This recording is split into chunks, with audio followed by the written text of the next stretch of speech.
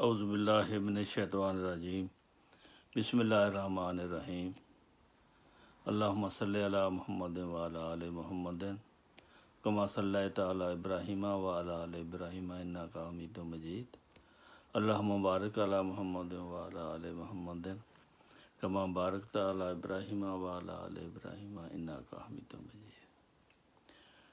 مکہ وادی خانہ کعبہ، اس کی تاریخ کے بارے میں رسول کریم صلی اللہ علیہ وسلم کی زندگی کے دور تک ہم آگے ہیں، اور اب آپ کی زندگی کا جو اس مضمون کا اصل جو مقام ہے وہ آپ کی زندگی ہے، اسلام کی زندگی ہے۔ وہ اس طرح کہ نبی کریم صلی اللہ علیہ وسلم جب شیب ابی طالب میں 3 سال گزار کر اسی دوران آپ کے دو بہت ہی عزیز جو آپ کی تبلیغ میں ممد و معاون تھے،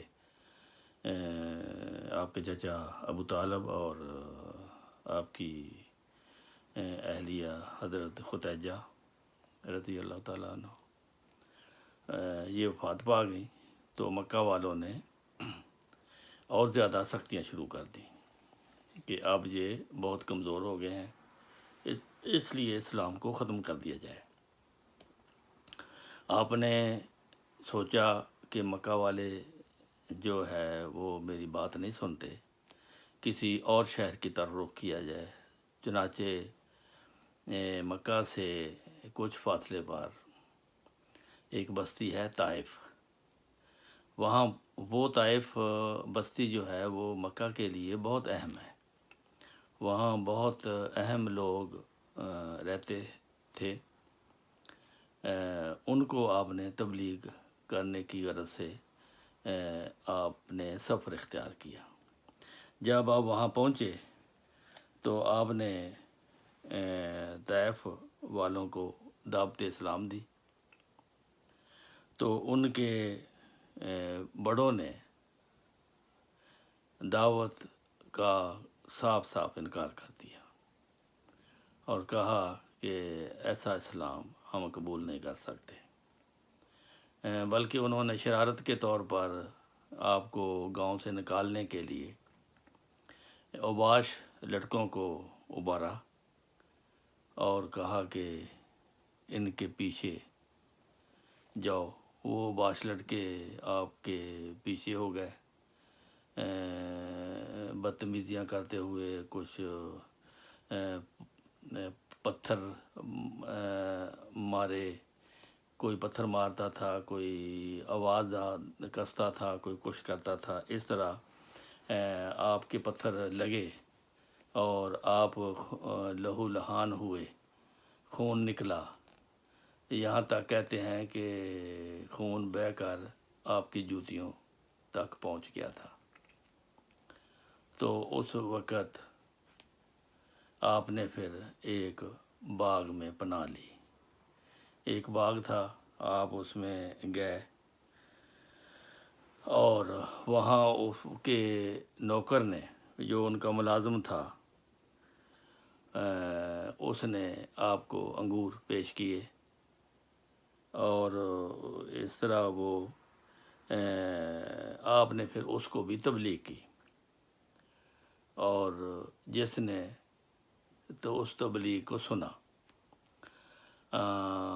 اس دوران تاریخ میں آتا ہے کہ پہاڑوں کا فرشتہ آپ کے پاس آیا، آپ نے کہا اے رسول، اگر آپ حکم دیں تو جتنا اس بستی والوں نے آپ کو تکلیف دی ہے یہ زندہ رہنے کے قابل نہیں ہے، اگر آپ حکم دیں تو میں ان 2 پہاڑوں کو آپس میں ملا دوں اور ان سب کو مٹا کے رکھ دوں۔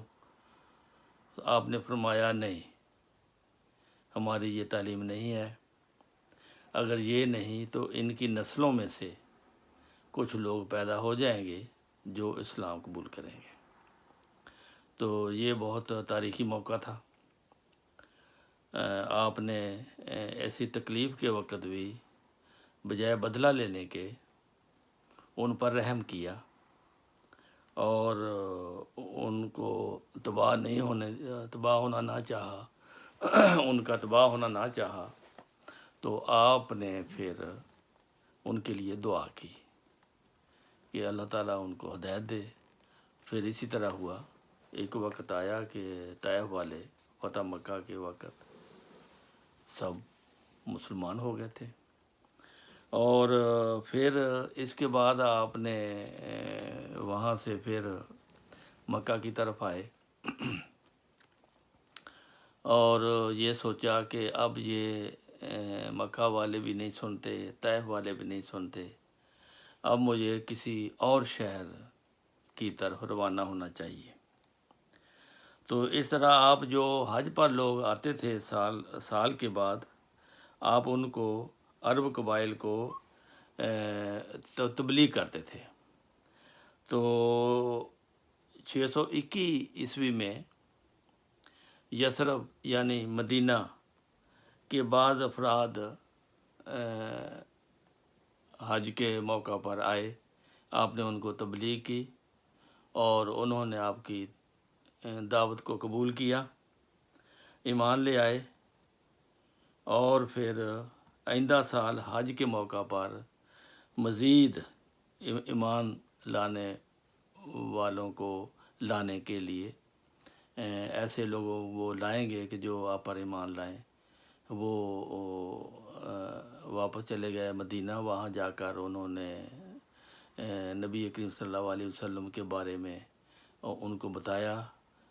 بہت سے لوگ پھر دوسرے سال حج کے موقع پر آئے، اور اسی طرح آپ نے پہاڑوں پر جا کر ان کو تبلیغ کی، اور اس طرح آپ کے ساتھ ایمان لانے والے صحابہ اس وقت کافی زیادہ ہو گئے مدینے والوں نے جب دیکھا کہ مسلمانوں پر مکہ والے بہت سختیاں کرتے ہیں، تو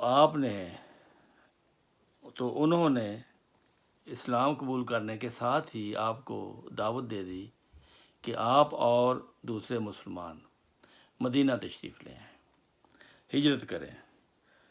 تو چنانچہ صحابہ کرام نے اس کے بعد انفرادی طور پر مدینہ کی طرف ہجرت کرنی شروع کر دی۔ تو آپ بھی موقع محل دیکھ کر آپ نے بھی جب اللہ تعالیٰ کا حکم آیا تو اپنے بستر پر حضرت علی کو لٹایا رات کو۔ اس وقت صورتحال اتنی خراب ہو چکی تھی کہ مکہ والوں نے یہ فیصلہ کر لیا تھا کہ اس کو قتل کر دیا جائے۔ تو اس پر آپ صلی اللہ علیہ وسلم کو اللہ تعالیٰ نے حکم دیا کہ اب آپ ہجرت کر جائیں۔ تو آپ پھر مکہ چھوڑنے کے لیے آپ نے حضرت ابوبکر صدیق کو ساتھ لیا اور حضرت علی کو اپنی چارپائی پر لٹایا۔ تو آپ آدھی رات کے بعد صبح سے پہلے جب کہ لوگ گہری نیند سوئے ہوتے ہیں، آپ نکل کر غار ثور کی طرف روانہ ہو گئے۔ تو اس پر کفار مکہ جو ڈیوٹی پر تھے، جن کی ڈیوٹی تھی کہ صبح اٹھتے ہی ان کو قتل کر دینا ہے، تو وہ کبھی اونگ کی حالت میں ہو جاتے، کبھی سو جاتے، کبھی جاگ جاتے۔ اسی دوران جب آپ نکل گئے تو چارپائی پر حضرت علی لیٹے ہوئے تھے۔ تو جب صبح حضرت علی اٹھے تو وہ دیکھ کر حیران رہ گئے کہ یہاں تو حضرت محمد صلی اللہ علیہ وسلم سوئے ہوئے تھے، یہ کس طرح ہو گیا، وہ کہاں چلے گئے؟ تو کفار مکہ میں یہ اطلاع عام ہو گئی کہ رسول کریم صلی اللہ علیہ وسلم مکہ میں نہیں ہیں، چلے گئے ہیں۔ تو ان کی تلاش کے لیے، ان کو مارنے کے لیے پھر مکہ والے جو کفار تھے انہوں نے آپ کا تعاقب کیا۔ مکہ سے مدینہ کی طرف جاتے ہوئے غار ثور نہیں آتی بلکہ دوسری طرف ہے۔ تو ان کا خیال تھا کہ مدینہ کی طرف رسول اکرم صلی اللہ علیہ وسلم گئے ہوں گے، لیکن آپ نے اس وقت یہ فیصلہ کیا کہ پہلے غار ثور میں جائیں گے، اس کے بعد پھر ہم آگے ہجرت کریں گے۔ تو غار ثور میں آپ 2-3 دن رہے۔ وہاں آپ کو دودھ،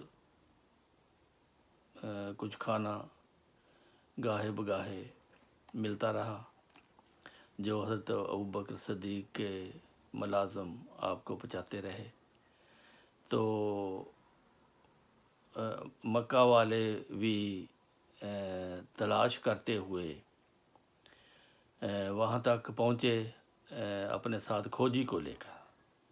کھوجی نے کہا کہ یہاں تک آتا ہے نشان حضرت رسول کریم صلی اللہ علیہ وسلم کا، اس کے آگے نہیں جاتا۔ تو غار کے آگے اس وقت جالا، مکڑی کا جالا تھا اور اس میں کبوتری نے انڈے دیے ہوئے تھے۔ یہ 3 دنوں میں جالا بھی بن گیا اور انڈے بھی آ گئے۔ تو وہ کہنے لگے کہ کھوجی نے کہا کہ چے میں گوئیاں، میرا خیال ہے کہ غار کے اندر ہے۔ تو کفار نے کہا تمہارا دماغ خراب ہے، آگے جالا ہے، انڈے دیے ہوئے ہیں، یہاں کیسے انسان رہ سکتا ہے؟ حالانکہ یہ سب باتیں آپ کی نبی کریم صلی اللہ علیہ وسلم اور حضرت ابوبکر صدیق سن رہے تھے۔ تو اس طرح اس نے کہا پھر آسمان پر چڑھ گئے۔ اس طرح پھر کفار مایوس ہو کر وہاں سے چلے گئے۔ جب مایوس ہو کر چلے گئے تو پھر آپ نے حضرت ابوبکر کے ہمراہ، حضرت ابوبکر صدیق کے ہمراہ آگے کا سفر شروع کر دیا مدینہ کی طرف۔ تو اس کے لیکن کفار مکہ نے آپ کو ڈھونڈنے میں جو کوشش شروع کی تھی وہ ختم نہیں کی۔ وہ اعلان کیا کہ جو ڈھونڈ کر نبی کریم صلی اللہ علیہ وسلم کو قتل کرے گا اس کو اتنا انعام دیا جائے گا۔